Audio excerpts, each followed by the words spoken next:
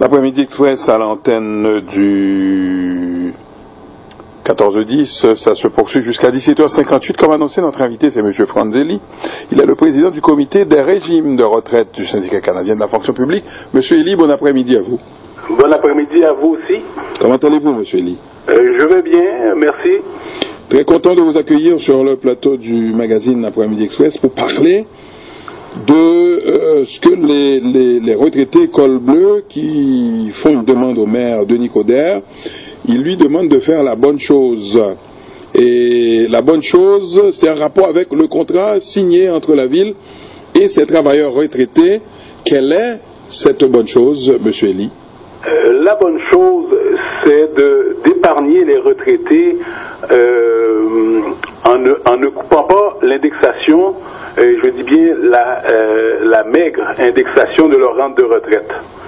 Maigre parce que c'est de l'ordre de 0,5% pour la grande majorité et de 1% pour les autres.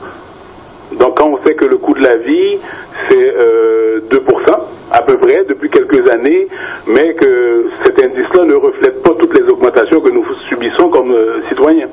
Ouais. Donc vous basez sur la possibilité qu'offre la loi 15, c'est ça? Oui, absolument, c'est une option. Ouais. Et est-ce que vous lui avez déjà envoyé votre correspondance? Est-ce qu'il vous a répondu? Oui, depuis jeudi dernier. Il faut vous dire que nous avons écrit à l'ensemble des élus de la nouvelle ville de Montréal pour les sensibiliser à la situation précaire que vivent les retraités. Col bleu. Ouais. Vous dites au maire dans votre lettre, dans votre message, oui, que vous lui demandez, vous dites, Monsieur Coderre, respecter les engagements comme l'ont fait plusieurs municipalités, dont Gatineau. Oui. Hein? Oui. Vous savez que Monsieur Coderre, il l'a dit, hein, il n'aime pas qu'on lui dise quoi faire. Non, mais écoutez, on lui dit pas quoi faire. On lui dit que peut-être qu'il a été mal renseigné. Faut comprendre que... Il a été mal conseillé? Il a été mal renseigné. Renseigné, ah, je veux dire. Renseigné parce que lorsqu'on intervient dans le cours d'une histoire, il faut savoir le passé. Il faut comprendre pourquoi qu'on était rendu avec une indexation de 0,5 et de 1%. Quel est le fil conducteur? Et je pense que la part de certains fonctionnaires a fait la part des choses. Autrement dit, ils lui ont dit il faut couper sans vraiment parler de l'état des finances des retraités. Ouais. Quel a été effectivement pour les gens qui nous écoutent le fil conducteur de cette indexation? Écoutez, c'est tellement loin, ça date de 1982, où le gouvernement du Québec ainsi que les syndicats avaient découvert que le maire Drapeau ne finançait pas comme prévu les régimes de retraite. Donc, il y a eu ce qu'on appelle l'acte notarié, dont maintenant encore, qui doit être remboursé par la Ville de Montréal à la caisse de retraite jusqu'en 2041. Il y a encore un solde d'à peu près 170 millions. OK. Cet argent, il est où? Cet argent n'est pas à la caisse, c'est la ville avec des versements annuels qui remboursent la dette depuis 1982 jusqu'en 2041. Ouais. Mais là maintenant, vous êtes à la retraite, vous ne pouvez pas faire grand chose là. Vous êtes à la Non, moi je suis pas retraité, je suis actif. Mais alors, lorsque je dis vous, ça ne vous inclut pas. Je parle des gens au nom de qui vous parlez là. Absolument, c'est que les gens ont un certain âge, ne peuvent plus improviser, ne peuvent plus retourner sur le marché du travail, donc ces gens-là se trouvent être piégés. Okay? Donc, nous, la lettre, c'est vraiment pour le sensibiliser, vous dire, voilà l'histoire, c'est comme ça que ça s'est passé, et ne faites pas ça. Okay? Ouais. Alors, vous dites que vous dénoncez le fait qu'une telle décision vous appauvrirait toujours, lorsque je dis vous, hein, c'est les gens que vous représentez, appauvrirait ces retraités-là? Absolument davantage. Est-ce que vous pensez que M. Coderre est enclin à comprendre ça? Écoutez, il est lui-même un fils d'ouvrier, hein. col bleu. Donc, lorsque nous avons fait nos calculs, l'indexation des retraités, si jamais ils décidaient d'assumer comme ils l'assumaient, ok, représente 8 centièmes de % du budget de la ville de Montréal, ok, pendant 10 ans. Ok, donc c'est 4 millions de dollars sur un budget de 5,1 milliards.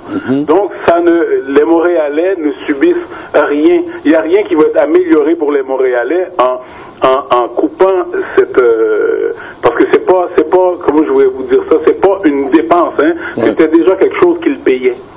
Ouais. Ok. Donc nous autres on dit s'il avait su parce que ses prédécesseurs avaient finalement compris le problème en nous demandant de renoncer parce qu'on avait une formule qui était surprenante. Donc il dit allez-y par un pourcentage qui est fixe, comme ça nous sommes capables de budgéter d'avance. Et c'est l'historique du 0,5 et du 1%. Ok. Alors vous semblez, vous me direz si j'ai tort, profiter du fait que les villes vont par l'entremise d'un décret du gouvernement. Oui. Auront à prendre totalement à la charge des contribuables, hein? Oui. Et le régime de retraite des élus municipaux. Absolument. Donc ça, écoutez, nous avions déjà prévu, et tout était déjà prévu, hormis la nouvelle qui est sortie dans le Soleil hier. Donc c'est sûr que ça démontre encore le côté il n'y a pas d'équité. Ok. Et nous, l'école bleue, faut que vous sachiez que depuis 2013, nous avons été les seuls à avoir accepté de partager les risques avec la ville de Montréal en assumant les coûts et les déficits à raison de 45% de notre part et 55% des leurs. Ok. Donc, nous avons toujours été proactifs pour prendre des mesures pour justement que notre régime de retraite soit pérenne. Ok.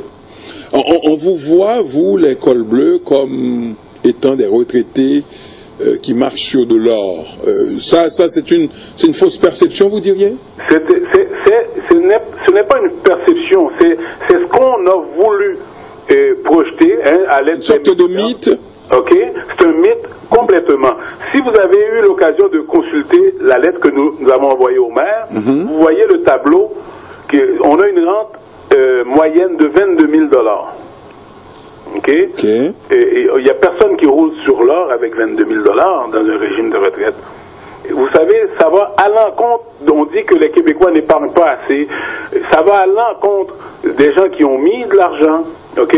Qui ont cédé des choses pour obtenir l'indexation. L'indexation n'est pas tombée du ciel, il y a eu troc. OK.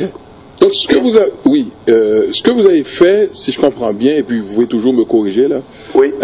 Vous avez, au moment où vous travaillez, accepté des émoluments moins élevés de façon à ce que vous puissiez protéger quelque chose pour votre retraite, c'est ça? Absolument. Ah ben bon. Okay. Et puis là, maintenant, c'est à ça qu'on veut, c'est dans ça qu'on veut aller jouer là. Écoutez, cette loi-là a été tellement odieuse qu'elle a contrevenu à la loi de base sur les régimes complémentaires qui interdisait des réductions dans le passé. OK? Et c'est là où on est. En ce moment, l'indexation des retraités, c'est du passé. Donc, on retourne dans le passé, on retourne dans des années aussi vieilles que les années 80, OK? Et on change les conditions des gens. Vous parlez au nom des 5600 familles, hein, des citoyens et citoyennes de la ville de Montréal. Oui. Hein? Oui. Donc vous croyez que M. Coderre a le pouvoir d'arrêter ça? Mais bien sûr, parce que c'est une option. Et on le dit dans la lettre.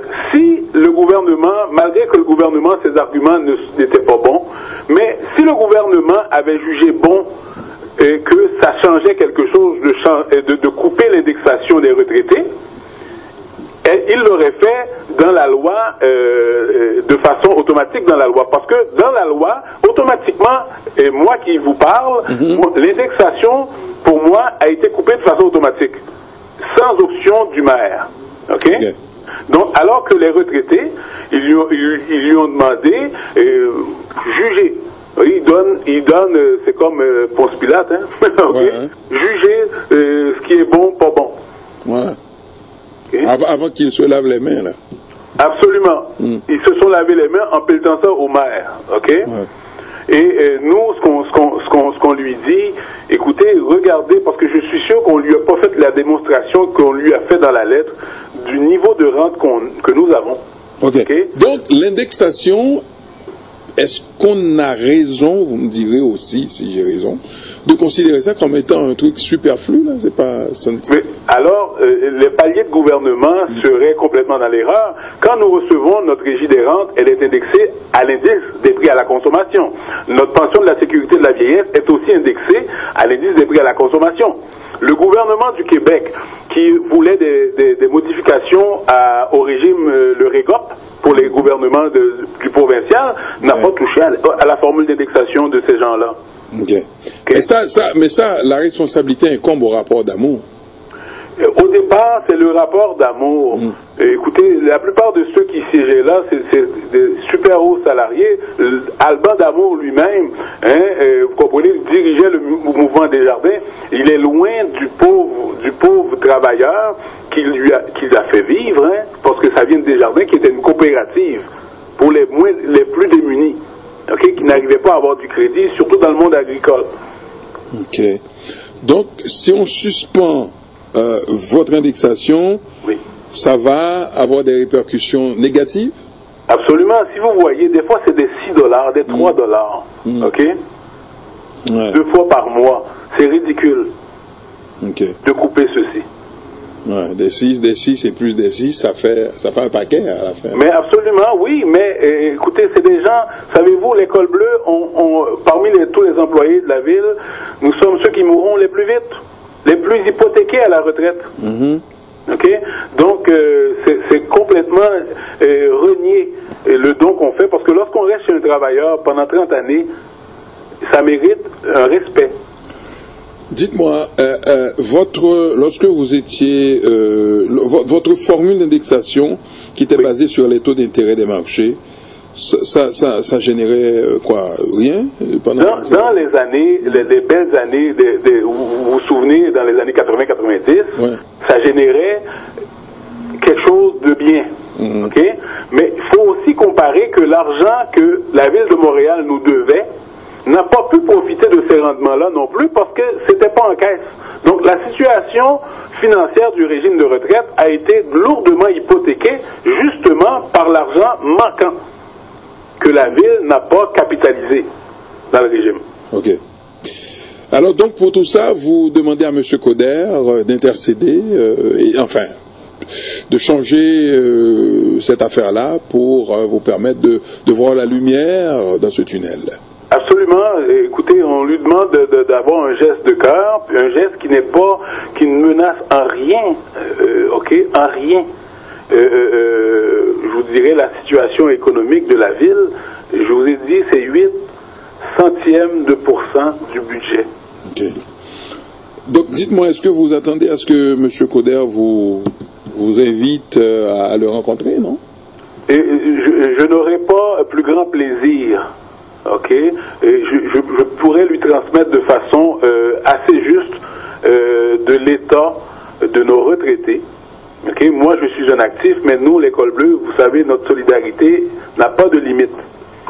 Et aujourd'hui je suis actif, demain je vais être retraité. Absolument, absolument. Okay. Donc ça me ferait un grand plaisir. Oui. Alors, est-ce que vous savez aussi, je ne crois pas que je vais vous apprendre quelque chose, parce que je suis convaincu que vous savez que on avait fait une sorte de pression politique aux membres de l'Assemblée nationale pour structurer leur propre régime de retraite. Hein? Oui. Vous savez ça? Oui. Hein? Ainsi que celui des élus municipaux. Mais est-ce que ça a été fait, non? Pas du tout. Au contraire, la nouvelle d'hier... Donc vous voudriez leur dire de prêcher par l'exemple? Mais il me semble... Et normalement, tout ce qui se fait en ce moment n'est qu'improvisation et opportunisme. Okay. C'est ça, vous savez, dernièrement... Donc ils n'ont apporté aucune restructuration au régime de retraite des élus municipaux, là. Absolument. Et quand vous savez que après 2 mandats, si je ne m'abuse, il y a une rente garantie. On parle de 8 ans. Ah oui? Mais oui. Mais je vous dis ça de façon avec une certaine réserve parce que je ne me souviens pas exactement, mais ce n'est pas 30 ans. Ce n'est pas 30 ans au service direct à la population. Nous sommes les premiers sur la ligne. Ok. Pour terminer, donc, en considérant, M. Elie, que la décision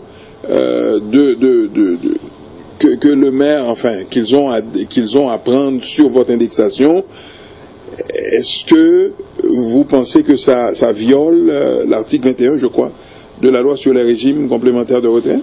Absolument. Nous sommes d'ailleurs en contestation judiciaire via notre centrale, le SFP. Okay, donc nous prenons les chemins légaux et normaux. D'ici là, la loi s'applique telle qu'elle. Nous pensons que le droit de négocier, le fait de rompre un contrat en allant dans le passé, c'est des choses qui vont être jugées inconstitutionnelles. Donc vous souhaitez de toute votre âme, oui, de toute votre force, de toutes vos forces, oui, qu'on mette fin à cette traversée du désert. C'est comme ça que vous l'appelez? Absolument. Vous savez, l'école bleue, depuis 2005, nous sommes la cible constamment, de toutes sortes de réformes, comme si on volait nos salaires. Nous travaillons. Nous travaillons. L'accent est mis sur quelques individus qui existent dans toute société.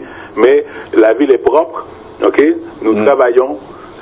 Lorsqu'il y a des fuites d'eau, ils vantent la qualité du travail, tout ça, mais au fil des jours, on n'a pas le retour qu'on escomptait. Monsieur Elie, je vous souhaite bonne chance et on va continuer à suivre ce dossier de près et puis on n'hésitera pas à vous réinviter pour venir nous en parler. Je rappelle que vous êtes Franz Elie, président du comité des régimes de retraite du syndicat canadien de la fonction publique. Je vous remercie Pierre-Michel et puis félicitations pour le travail acharné que vous faites de votre côté. Merci dans la communauté haïtienne. Merci infiniment de vous être arrêté sur notre plateau pour nous parler. Prenez soin de vous et à la prochaine. Merci, au revoir. Bye. Les gens font les événements, nous les rencontrons et les interviewons. Lorsque les événements font la nouvelle, nous la collectons, la traitons et la diffusons. Nos collaborateurs, nos invités, acteurs, journalistes, chroniqueurs, analystes, spécialistes et experts seront toujours présents sur notre plateau pour vous aider à bien cerner les principaux enjeux et mieux comprendre les dossiers. L'actualité locale, nationale et internationale, livrée avec sérieux et professionnalisme au magazine L'Après-Midi Express du lundi au vendredi 16h-18h à l'antenne de CPAM le 14-10. Beau temps, mauvais temps, vous pouvez compter sur nous dans le créneau du retour à la maison. Parce qu'à l'Après-Midi Express, vous raconter l'actualité est notre principale priorité et vous informer, c'est notre métier.